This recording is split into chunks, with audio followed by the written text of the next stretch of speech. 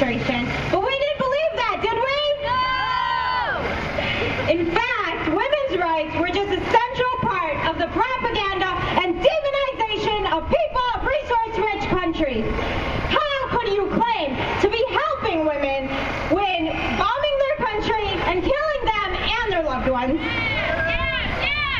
Not only is violence against women in Iraq and Afghanistan rampant through the form of war, but suicide and rape have risen since 2001. The women's rights justification for war is a new twist on the old white man's burden. This new white woman's burden has been promoted in some feminist circles, but that does nothing but promote Western chauvinism, cultural ignorance, and racist stereotypes of Muslim women. The only real feminist is the one that stands against imperialism.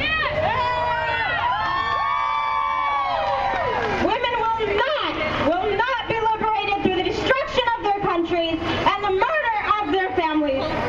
Women, just like all oppressed people, will be liberated through their own organizations and struggles against male supremacy, capitalism, and imperialism. We're seeing an example of this type of fight back movement in Egypt.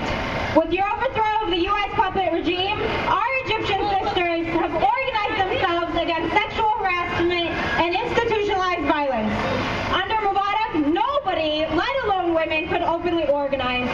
Now, they are the ones leading the fight, standing in the streets against sexual harassment and repressive police brutality.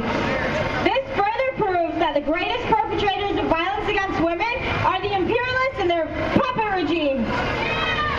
The liberation of women will not happen with the occupation of Iraq and Afghanistan, not with the funding of death squads in Syria, or with drone attacks in Africa. True emancipation of all women would be eliminating the common enemy of women everywhere.